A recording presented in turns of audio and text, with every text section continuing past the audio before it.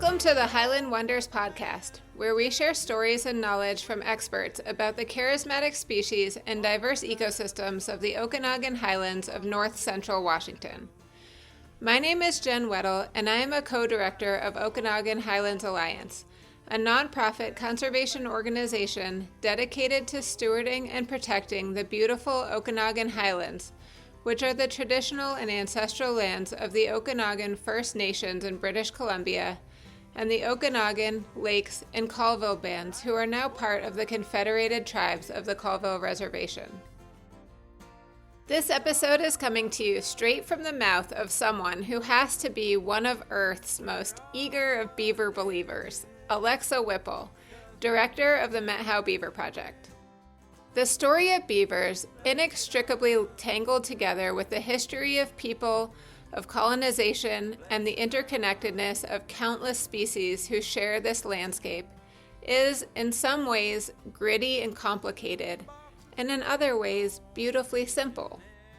Alexa, with the Methow Beaver Project and their partners throughout the region, are working to understand and untangle the threads and lay bare a powerful story of beavers and people, not just coexisting, but working as partners to face some of the biggest, scariest challenges of our time. We know you're going to enjoy this one.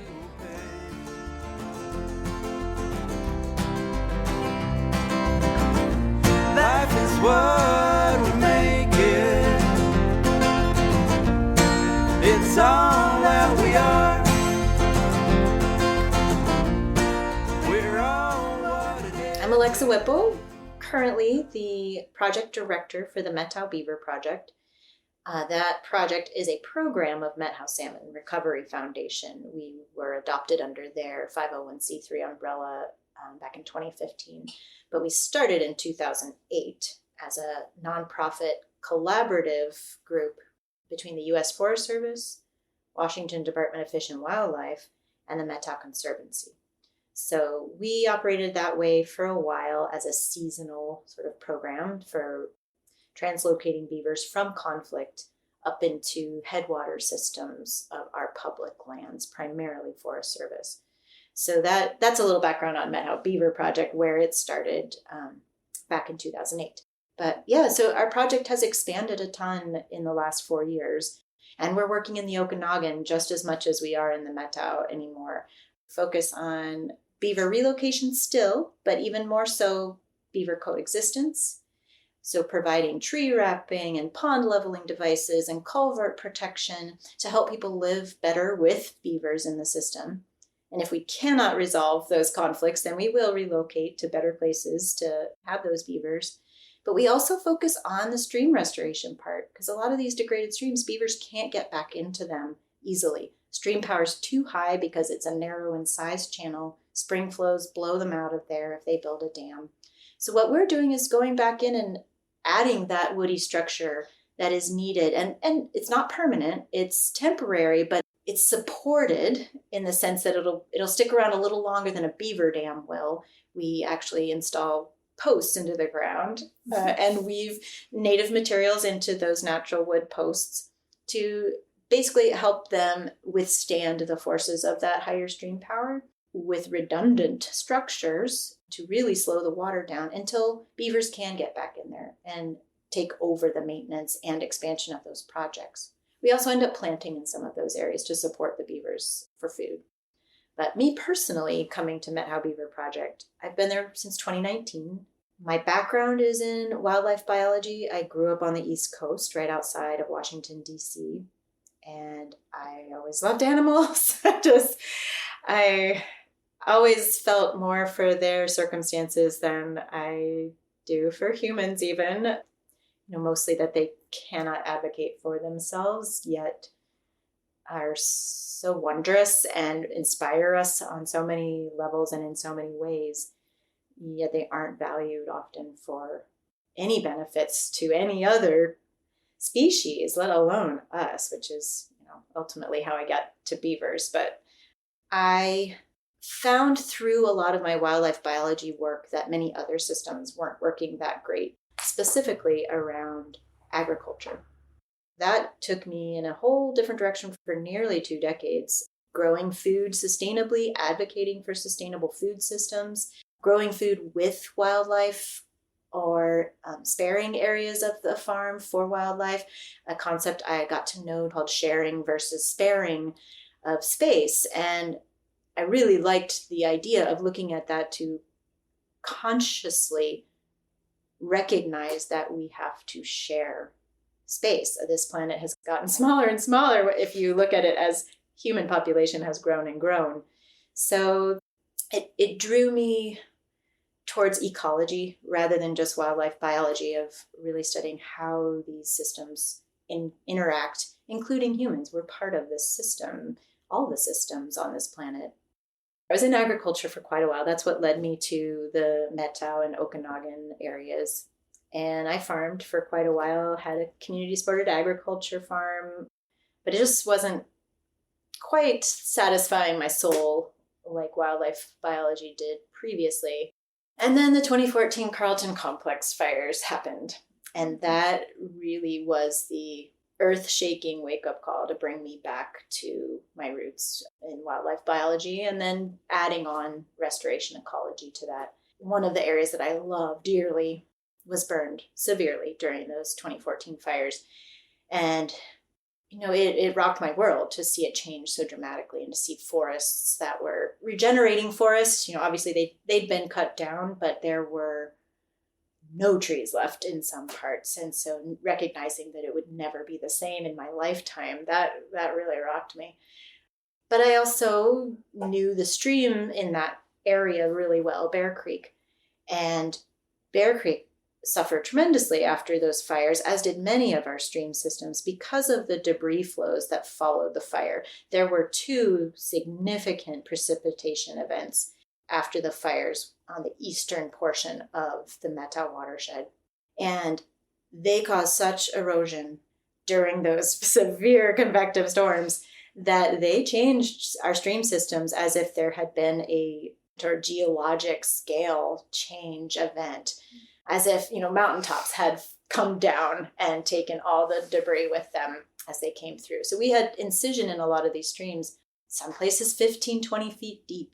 And that's when you consult like stream evolution cycles, you look at that as like 1,000 to 2,000 year recovery time. So in really investigating with our local biologists right after the fires and the debris flow events, even though I was farming at the time, I made the effort to go around and be like, what's going to happen? How do we resolve this severe disturbance on our watershed? And most of them responded with time. All we can do, that's all we've got is time. Because this was landscape scale change to our stream systems, all the way up to the headwaters in a lot of places. And so, what could you do? It would be billions, trillions of dollars to look at bringing in equipment to each of those reaches, a kilometer of reach or mile of reach. So I just kind of set it aside for a little bit and kept going back to this beautiful place that had been burned and starting to watch the plants come back after fire, especially aspen.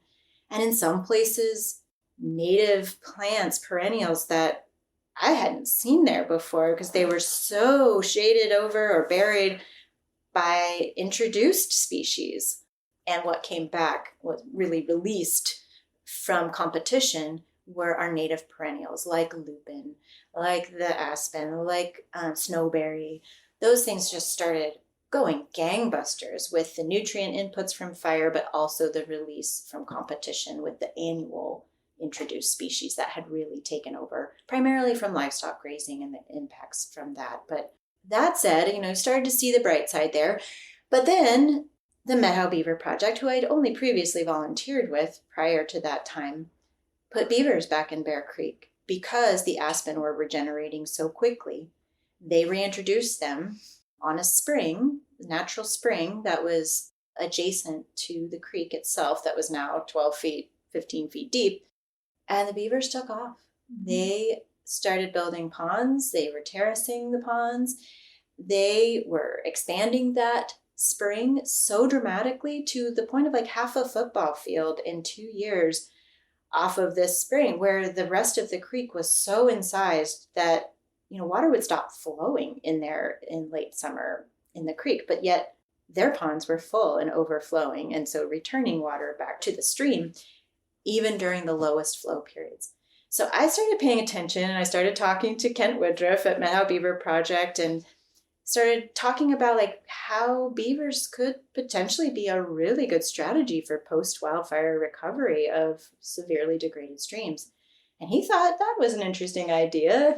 And so that built into me applying to graduate school, and ended up getting accepted and getting a full ride to Eastern Washington University with this project in mind.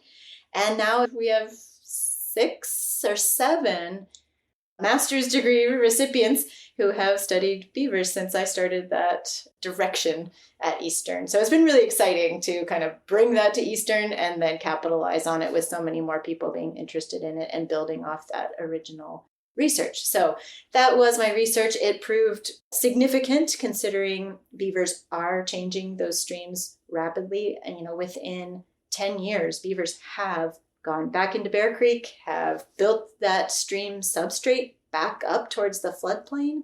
They have overflowed the floodplain in several parts of Bear Creek. So they're spreading water out, slowing it down, and recharging groundwater.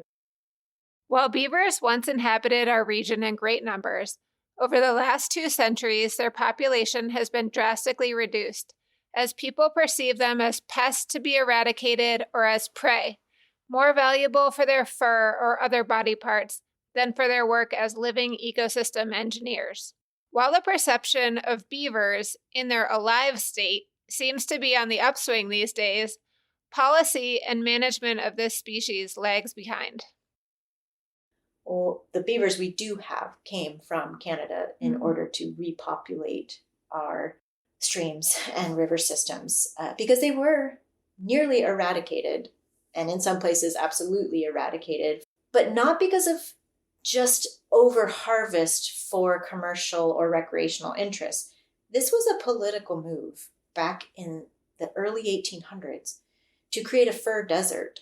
England's Hudson Bay Company, that was the primary fur trapping and fur supplier to England and the British colonies, they were in direct competition with new American companies that were also looking to build a new nation off the backs of our fur bearers, especially beavers. There's lots of other fur bearers out there, but none were as prolific as beavers, nor as easy to target, considering they make their habitat very known, their dams, their lodges, especially in winter when their fur is in prime condition for their own sake to keep them warm. You can spot a lodge that's active from a mile away because there's steam usually coming out of the vent out of the top of a lodge. So they were eradicated easily in order to try to take all the economic opportunity away from new American companies. So they left our river systems, our watersheds, in terrible condition.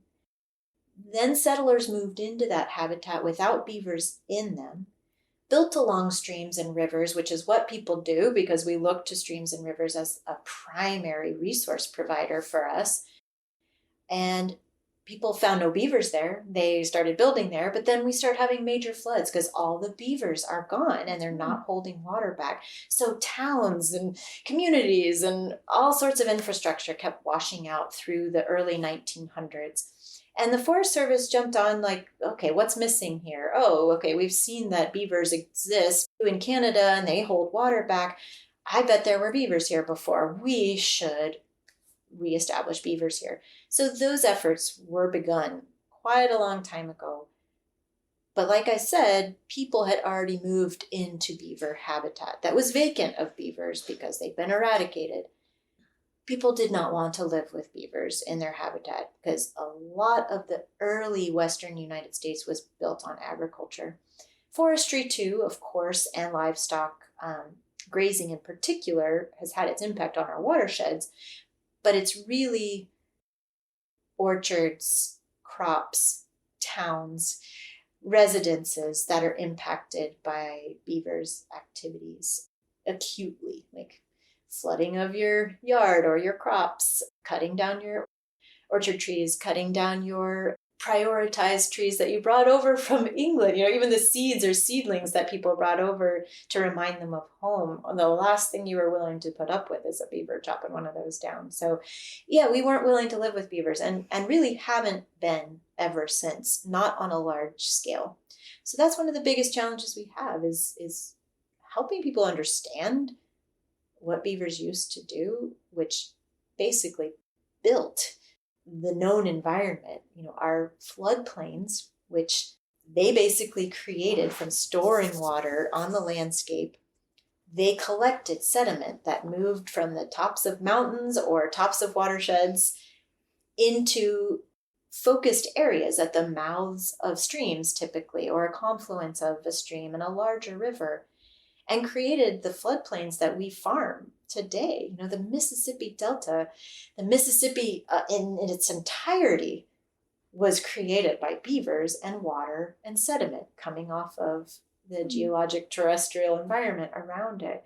A lot of us don't realize it, but we have beavers to thank for creating such nutrient-rich soils that we've benefited from for so long. But that's disappearing because it's been hundreds of years on the East Coast, nearly 150 to 200 years on the West Coast that beavers have been absent on a large scale. And we'll never get them back at that scale, and that's not the point really of doing the work we're doing. It's where we can have them still. They offer such tremendous benefit for keeping water around longer, for supporting biodiversity, for creating wildfire breaks or refugia after wildfire, for not just animals and fish, but also the plants that support all of us. It gives them a place to reseed from. And same for the animals. Like we've seen lots of bears, squirrels, coyotes, raptors, songbirds taking refuge in beaver ponds during and after wildfires. 2020 Pearl Hill fire. I went down there 4 days after the fire went through on Highway 17 and took a bunch of photos and just sat and watched and listened to all the species in the one beaver pond along East Foster Creek, and that it was full of life 4 days after fire, whereas the rest of the landscape is black and no action, no tree left standing, no green, 400,000 acres burned. Imagine if we'd had beaver ponds across every little stream system, that area would recover so much faster, exponentially faster than it will now. I'm inspired to bring beavers everywhere, and I've been lucky enough to find a funder who supports the policy sides and outreach focus and need around beavers. The last couple of years, beavers have finally seen some of the credit and notoriety they deserve. As someone put it to me, that they finally got a good publicist. Honestly, Ben Goldfarb and his book, Eager, The Surprising and Secret Life of Beavers and Why They Matter, that has really changed the landscape, or riverscape, I should say, for beavers, because so many people have read his book and have no idea what beavers were ever did or meant to do or could do into our future, especially building climate resilience and supporting the reversal of biodiversity loss. So many different things beavers can help us right the wrongs of the past. So that's what inspires me so much about them. They are a keystone species. Can you elaborate on that concept of keystone species? Beavers are definitely a keystone species, and we know this by all the species that share the habitat they create.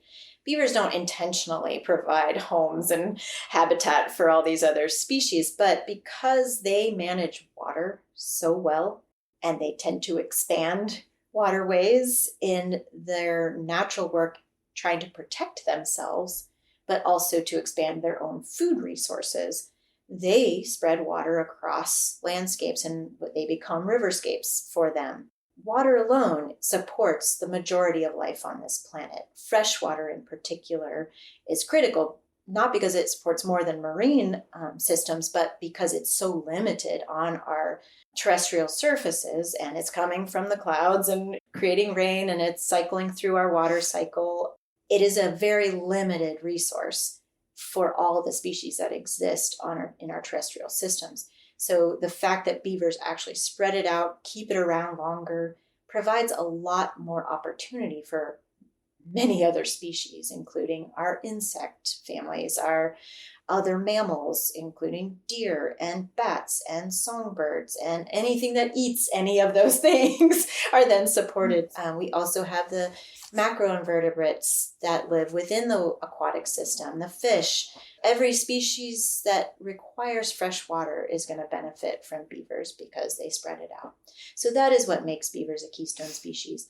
There are other species that are called that, like wolves are often called a keystone species because of their control, I'm air quotes, control over a large-scale herbivore or several herbivores, elk and deer, that they're managing their impact on the vegetation, and their vegetation is then impacting any other critter that eats the vegetation and on down. So that's a reason why wolves would be considered that too. But I think beavers take such a critical role because they're managing the ultimate essential thing that most of us absolutely need to survive, to thrive, and reproduce, and that's water. Right? And the communities, the people, sometimes that is the best way to get people engaged around beavers is how they themselves might benefit. Most people think of beavers as a nuisance or a conflict animal, one that if they start chewing on a tree or flooding their property, that is no, that cannot stay, must go. But what we need to realize, or I hope we can realize, is that there are great coexistence strategies to live with beavers, especially when it's tree felling or impact on trees, orchards, otherwise. We can resolve those pretty easily with strategies that allow beavers to stay in that system. Same with flooding. Most of those situations where a road is flooded, a culvert is blocked, a driveway is flooded, we can resolve a lot of those conflicts with flow devices, culvert protectors. But there's not a fix for every conflict, and that is why relocation is so important to have as a tool in our basket of tools or toolbox. Relocation is a better tool than just lethal removal. Lethal removal has happened for over a century, and our beaver populations have not recovered as they could and should if we want to partner with them for climate resilience, primarily due to unregulated lethal conflict removal. Not so much trapping. Trapping is not as popular as it once was. There's also not as many beavers around as there once were. But trapping is mostly a recreational endeavor at this point. People aren't making a living off the furs from any fur bearers in our neck of the woods these days. It doesn't have nearly the impact as the conflict removal. And we don't know how many are taken because they're still managed as a nuisance species or a game species or fur bearers for trapping and harvest. There is no management currently for the ecological benefits that beavers provide. And so therefore coexistence has never been prioritized, nor habitat restoration. But that might be shifting. What Alexa is referring to is Senate Bill 5846, part of the 2024 regular session of the state legislature, which recognizes the value of beavers as keystone species and that, and I'm quoting directly here, protecting beavers and beaver habitat provides significant ecosystem benefits, improves the natural ecological functions of Washington's watersheds, and builds climate resilience. The bill proposes directing the Washington Department of Fish and Wildlife to create and implement a statewide beaver ecosystem management plan, with the elements that Alexa has been telling us about. Check the episode notes to find the link to SB 5846. You can read it, follow it through the legislative process, learn how you can be involved. Now back to Alexa for the story of how this bill came to life. Let me back up a little bit. Back in the early teens of the 2000s, many of the beaver relocation groups in the state formed a working group that comprised of Washington Department of Fish and Wildlife as the manager of beavers, Washington Department of Natural Resources as a large landholder, U.S. Forest Service, another large public landholder, and Washington Department of Ecology because they manage the water primarily, and then other practitioners around relocation. The relocation pilot program grew out of that. That is managed by Washington Department of Fish and Wildlife now. And that's been the first in the country, the first state to manage, administer, create all of those things, a beaver relocation program. It's still not officially codified, but it should be any year now. It's been a big success, and we think it will become rule of law eventually. What is missing from that was around the management of beavers for their ecological benefit, not just relocating them from conflict. But that working group could not encompass all of those conversations because they're very much policy related, and many of our partners, our wonderful partners that are state and federal agencies, cannot be involved in political conversations. So we recently, just October, decided to split off a policy group. And coincidentally, a senator, Senator Jesse Solomon, approached Elisa Kerr of Beavers Northwest, based out of Everett, Washington, at a block party. They live in the same neighborhood. And the Beavers happened to come up, and they realized the connection they had, that Senator Solomon had just read Eager and wanted to talk to Elisa, executive director of Beavers Northwest, about how they could possibly work together for changing management of beavers in Washington state. So many people who don't live in Eastern Washington or don't engage with folks who live in rural communities tend to think that banning trapping across the board would be the best way to go for managing beavers. We disagree, primarily because that's not the biggest limitation on beavers across Washington state. The biggest limitation is conflict with beavers. That said, if there are a lot more trappers on the scene, it could be very detrimental to our beaver populations. But right now, that's not the case. What we realized in forming this policy group was that we would really like to have a better idea of beaver populations in order for them to be managed for their different priorities, whether that's ecological benefits or for harvest or managing because of conflict and removing them. And we have no idea how many beavers we have in Washington state. We don't know how many we have in the Methow watershed nor the Okanagan. It is difficult to understand how many beavers we have, but that's not the big reason we don't know. It's because they've been considered a pest or a nuisance animal, and they're just removed with impunity. So there's been no reason to try to track them and how many there are.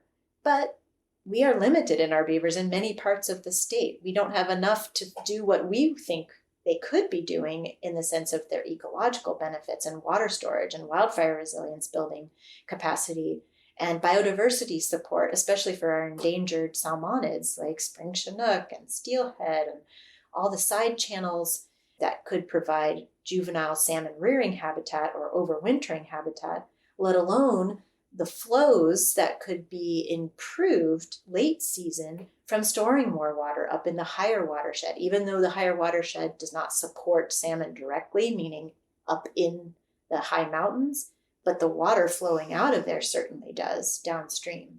And the quality of the water being cold and clean is really critical, and beavers improve water quality, and actually by spreading it out and forcing it to go through the groundwater again, reduce the temperature tremendously. So when water comes out downstream and resurfaces, it's quite a bit colder than it would have been if it stayed on the surface the whole time.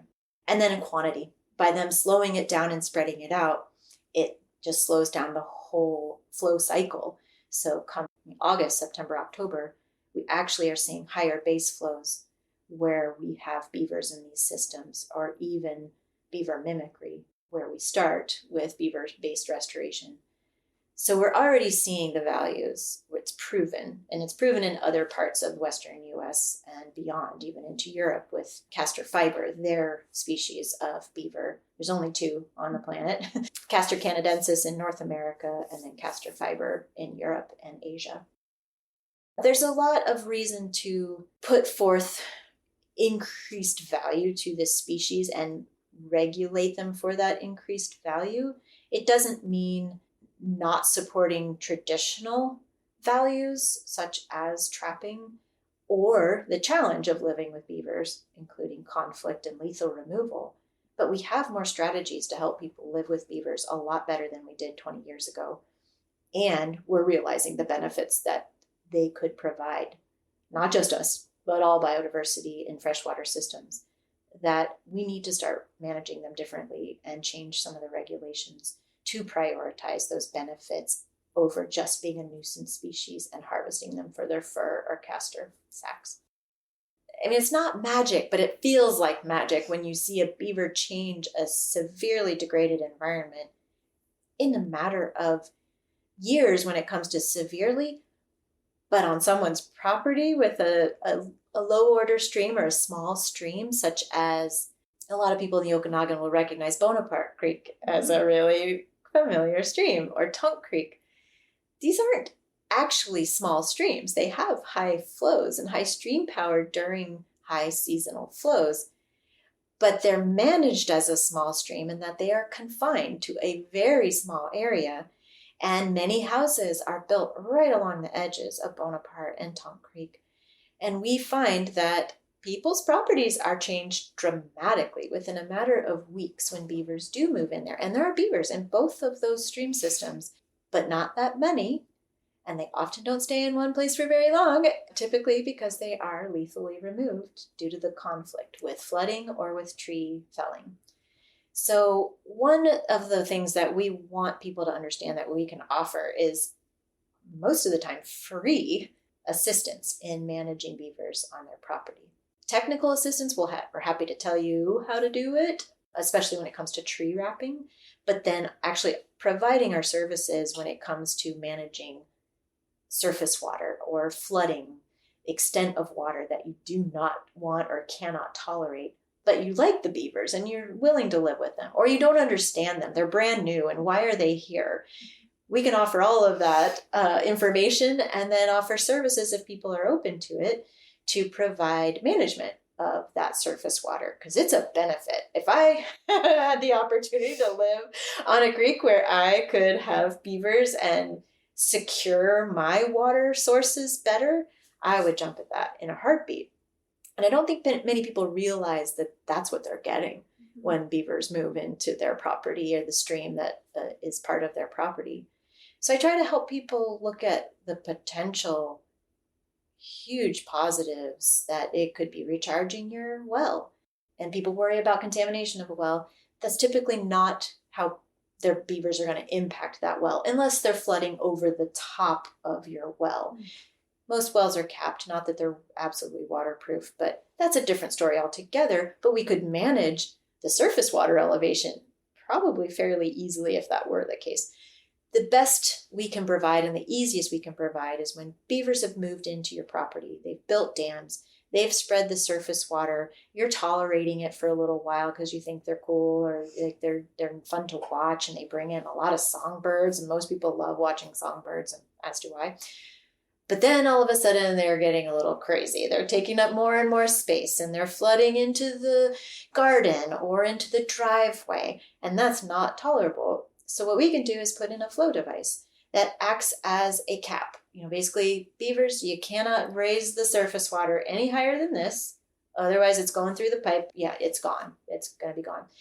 That's usually like 85 to 90% of the time, that is a successful coexistence solution. And we are a partner for life. We will manage these systems with a landowner if they desire that. And typically, we can get it paid for. We ask that the landowner enter into this with us as obviously a willing participant, that they be our partner and that they let us know and keep us updated on how it's performing. And if there's a problem, if it's not working, and they're taking photos and they're making sure we know as their partner what's going on and if it needs maintenance or if it needs to be adaptively managed, changed in some way to make it function better. So, we love doing this work, and that is our goal, is to help people live with them. So we will have more beavers throughout the landscape and riverscape in order to do the good ecological work that they're doing and not causing too great of a burden on any one landowner. And it benefits the whole community downstream, at least, especially our fish downstream, which are many species quite endangered. but also our human communities, our agriculturalists, our ranchers, all the people who are really depending on the water for their livelihood. The fact that beavers are a wild animal and they are going to move around, especially in our very simplified and limited freshwater systems, like Bonaparte used to go across valley wall to valley wall, and people are used to rivers not moving. They're confined to a ditch because there's been another land use wanted for the rest of what used to be the entire corridor of a river's movement.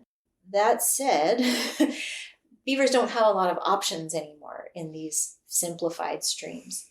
They are going to usually reduce their food resources in an area and have to move from them, especially if they're not allowed to spread the water out and increase their food resources while they're living there by supporting more plant growth. So they will move, but oftentimes people don't know that. They feel like they've got them forever, or they're brand new. They've never seen them before, whether they're a 20, 40-year resident or a brand new one. They've never lived with beavers before, and they don't know why they're there. But they are native, and most people don't even realize that. So we try to educate and make sure people understand the benefits. If they still don't want to live with them, obviously we relocate. But if they're willing to try to coexist, we create that opportunity. It does require a landowner agreement to do a coexistence or even relocation. Yeah. We enter into a landowner agreement so everybody's clear as to what is going on, and that will be coming onto your property with your permission. We'll give you notice. When we provide coexistence materials, those do become the landowners. We don't maintain ownership, but we'll help them manage them if they choose that. Yeah, I think it's a really good system, and we've been around since 2008. We're not going anywhere. We want to be long-term partners in beaver management, whatever that means to a landowner. We are very much an open book and easy to contact. You can find us easily by Googling us. We're at methowbeaverproject.org. Washington Department of Fish and Wildlife is an important partner of ours. If you call them, they'll typically route you to us, even if you forgot our name or something. And there's lots of other organizations in the state that are doing this work. We also do outreach and education events, often in partnership with Okanagan Highlands Alliance and Okanagan Land Trust, the Methow Conservancy, Methow Valley Citizens Council sometimes, and many of them on our own, doing our own events. There's just a lot of gaps in knowledge, and I will be the first to say my knowledge was very slim before I started seeing beavers doing the work they were doing in 2014. I mean, I knew what beavers were. I'd seen them in the past, but I had never looked to them as a really critical part of the ecosystem, especially the watershed systems. So yeah, I mean, they've been absent from our presence for so long in much of the watersheds across at least the United States that it's really not surprising, and there's a lot of need and room for increasing our knowledge base when it comes to beavers and their benefits and the solutions to challenges we have with them. We work with K through 12 public schools, with Pascal Sherman Indian School, with alternative schools at many of the school districts. We try to provide anything teachers might be looking for when it comes to understanding beavers and their benefits on up through watershed cycles, and that have something to do with beavers for sure, but isn't all about beavers, but just trying to help people understand their watersheds and connect with them better so we can steward them better as a species. We also offer internships to college students and bring on seasonal staff for doing our stream restoration, coexistence, and relocation work, as well as our education work. Since 2008, our inception with primarily with the U.S. Forest Service being the instigators of all things beaver in Okanagan County, we have partnered with academics, typically graduate students, but their advisors to get things rolling. Multiple universities or academic entities have partnered with us to help us answer questions about beavers that really need answering, especially around stream restoration and how it happens, how quickly it happens, what is being influenced, how many different species are benefiting. So we've had multiple groups look at the responses of stream flow with beavers, without beavers, and then including beaver mimicry currently, like when we put what we call a beaver dam or beaver dam analog into a stream, how effective is it compared to beavers doing the actual work? Some of that research that's more recent is really revealing. Humbling? Humbling, yes. Humbling is the word. We do not do nearly as good a job as beavers do. But that's not surprising, honestly. They've been doing this for 8 million years. We just started about 15 years ago. And they're there all the time, 24/7. 24/7, they keep it, and their lives depend on it. I think we haven't realized how much our lives depend on it, but it's coming. Yeah, it's funny. This is early results. We engaged Eastern Washington University to study some of our project sites in the last 3 years. And one of their graduate students was looking at water residence time. How much did beaver dam analogs slow water down compared to beavers in a comparable stream compared to no treatment? Just our normal streams these days, our typical streams that have very little structure in them and really no ponding whatsoever. So beaver dam analogs, what did they do? They slowed water down 4 to 7 times more than a stream without any structure treatment, restoration treatment at all. So yeah, beaver dam analogs are doing better than nothing. Beavered systems, so a system that has beavers actively building dams, anywhere from 100 to 400 times slower movement of water That's through these amazing. systems. So there is just exponential opportunity in storing water naturally. And this isn't storing as in keeping water. This is slowing it down and it moving slower through the system. So when you think about that long term, I haven't found the perfect way to explain this without a graph, but I'm going to give it a shot. Our water cycle in the West, especially in the Pacific Northwest, and especially on the east side of the North Cascades, is directly related to snowpack and snow melt.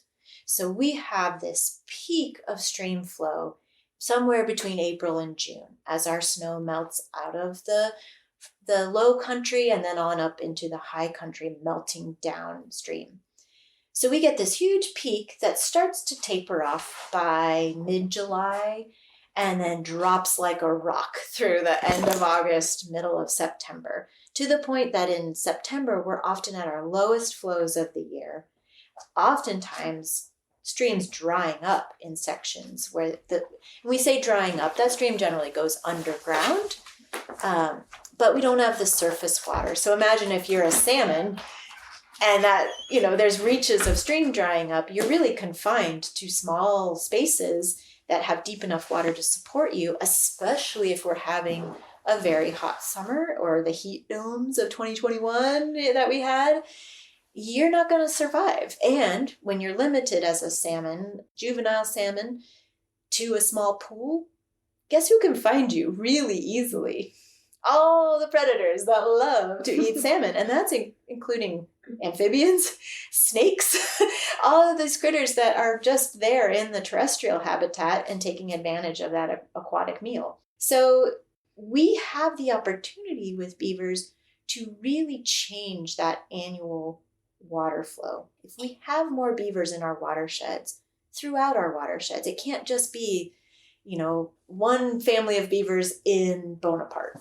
That's not going to make a huge difference. If we had 20 families of beavers in Bonaparte, in places where people could tolerate them, that would make a difference in slowing water down. So what it does is lower the high peak of water flow between April and June. Our downstream gauges aren't picking up on water coming down if it's still up in the high country, even after snow has melted, because it's spreading out on landscapes that can accommodate it and then sinking into groundwater, and then gravity's still taking it downstream underground. And it'll resurface in places as super cold, clear water coming through the soils that way. And then potentially hit another beaver pond, spread back out again on the landscape, sink down into the groundwater, flow downstream with gravity, surface again, eventually surfacing in the Okanagan River or in the Methow River, depending on which watershed you're in, as cool, clean water come August or September rather than in June or July. That will bring our base flows up in August and September, keep more volume of water, deeper water, greater surface area of water for salmon to find refuge in during the hottest parts of the year and the riskiest time for predation. So we have nothing to lose in trying to do this. We just have to help landowners coexist and not bear all the burden, because it's not every person or in the community that's going to live with beavers, because most of us don't live on stream frontage or river frontage. If we can all work together on it, we'll all be a lot better off, and we'll get to keep those species that are currently imperiled by lack of secure water or high enough water quality, primarily our salmon, which most people can rally around wanting to keep salmon around. Not that our streams are the only challenge that salmon have, the ocean conditions, the dams. Other challenges exist for sure, but this is where they come back to spawn and have their babies and rear here for a year or two, depending on the species. And it matters what happens here in these headwaters of the Upper Columbia. There's a term I heard recently called active hope, and I feel like it embodies what I feel and felt when I first saw beavers restoring Bear Creek after fire. I just thought, this makes so much sense. A native species that has been prolific on our landscapes in the past can't be everywhere, but there's still a lot of places where they could be without causing conflict with people. And there can be a lot more places where they have caused conflict, but could be tolerated if there were more coexistence services and strategies available to those landowners. So we have a lot of room for growth when it comes to increasing beaver numbers across our watersheds. And there's support here now, and it's growing.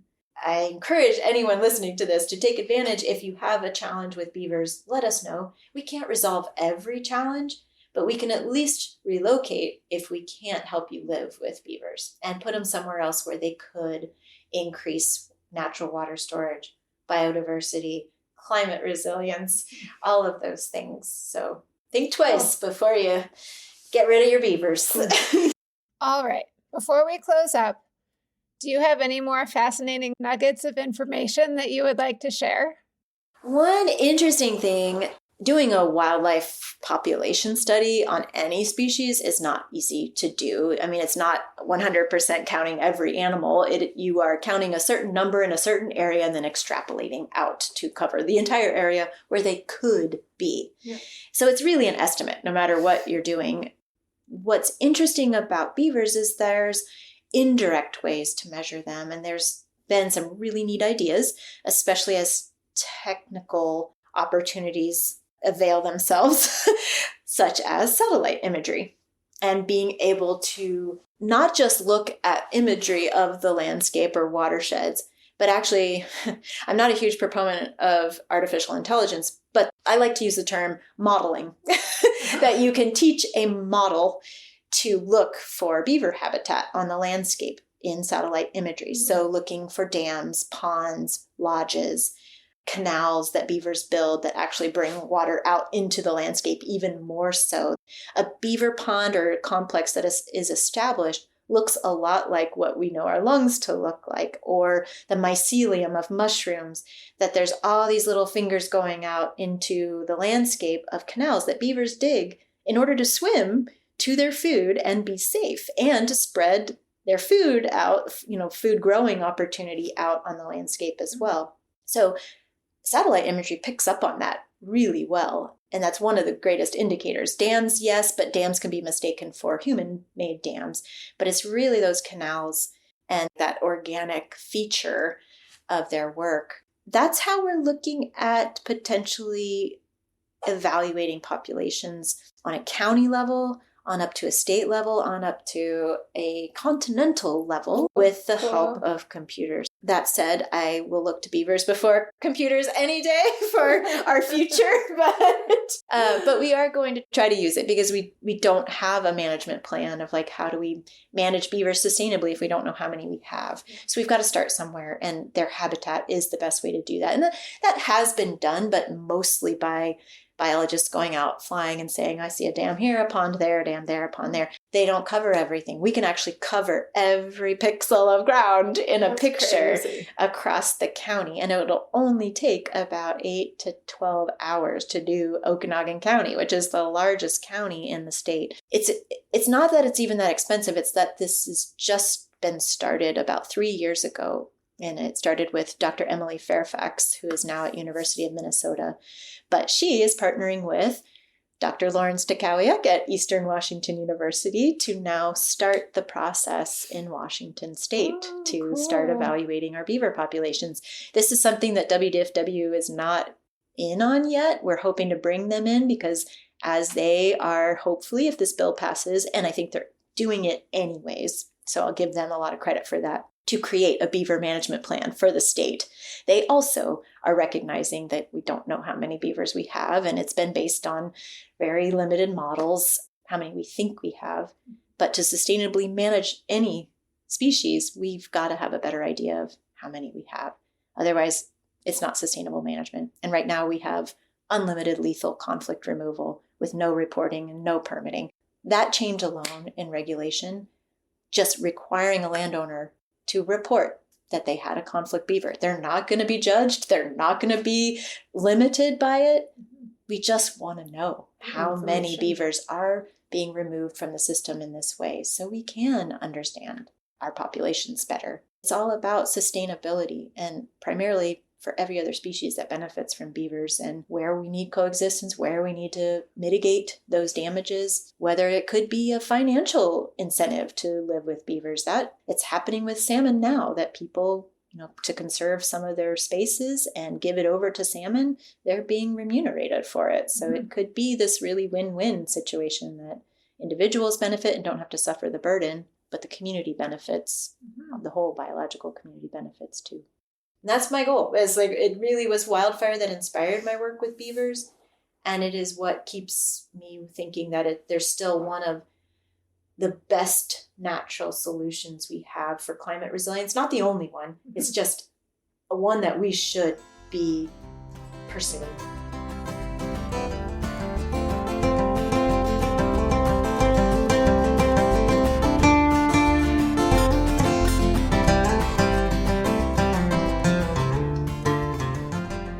This podcast is produced by Okanagan Highlands Alliance.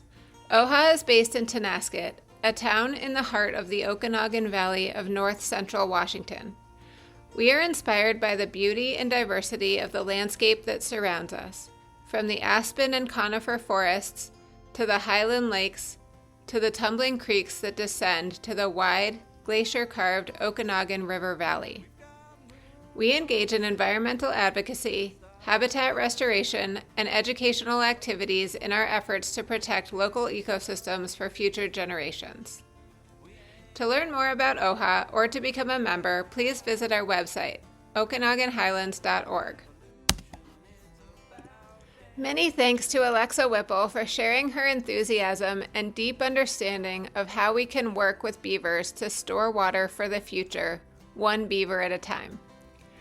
The work of the Methow Beaver Project to support coexistence and partnership between people and beavers is exciting, innovative, and has the potential to benefit local communities and ecosystems both now and long into the future. To learn more or contact the Methow Beaver Project, visit their website, methowbeaverproject.org, or check the episode notes. Our theme song, Blessed Unrest, is written and performed by Tyler Graves and Andy Kingham. You can support the artists by finding and downloading the full song from your favorite music platform.